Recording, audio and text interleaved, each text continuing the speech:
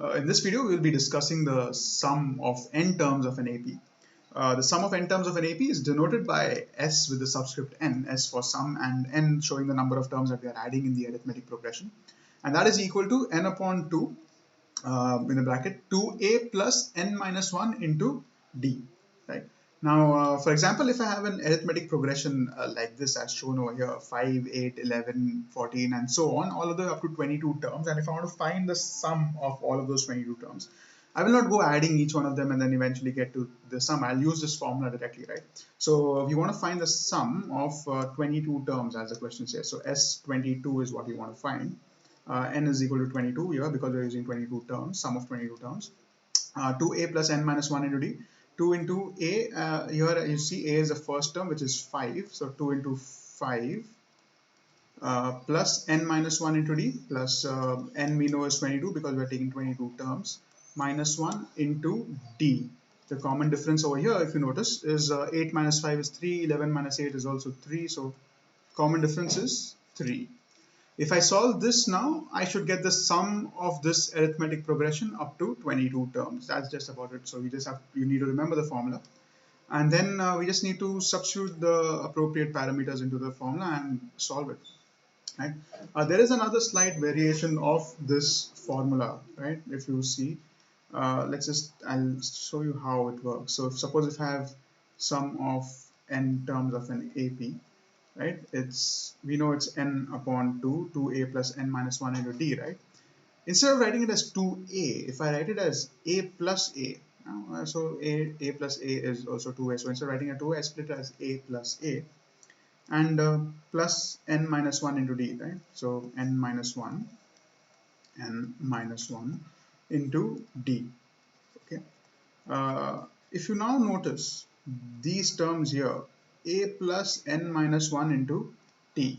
And if you remember, it should seem familiar to you by now. That is actually the formula for the nth term of an AP. Right? Now, remember, if you're adding all the way up to 22 terms, or if you're adding up, so basically you're adding from the first term till the nth term. Now, that means in this context, the nth term here can also be thought of as the last term of the AP. Right? The nth term can also be thought of as a last term of the AP, and let's use the variable L for that. Okay, so the other formula for the sum of n terms can be written as sum of n is equal to n upon 2, right? Now we have a here, so a, and instead of this entire value, a plus n minus 1 into d, which is the nth term, or rather, as I discussed in this context, we could think of it as a last term. We could say it is a plus L, right, where L is the last term. So this is another way of using the formula. It depends on what information is given to us in the question. If we have number of terms, the first term and the common difference, I can use this formula. If I have the number of terms, the first term and the last term, I can use this particular formula. Let's just discuss an example to see how.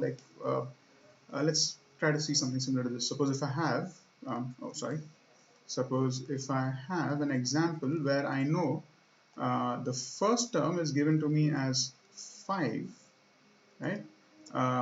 The last term of the AP is suppose given to me as 68, right? And I know there are 22 terms in this arithmetic progression from 5 to 68. Yeah? So in that case, if I want to find the sum, yeah, in that case, if I want to find the sum of 22 terms, I'll just substitute these values. So I know that 22 terms, so it is 22 upon 2, a plus L, a being 5, and last term L is 68, so a plus 68. And if I solve this, I'll get the sum of the AP, where the first term is 5, last term is 68, and there are 22 terms. So we can use this one. So these are the two formulas that we have for the sum of n terms of an AP, and we will use the appropriate one depending on what is asked and what is given in the question.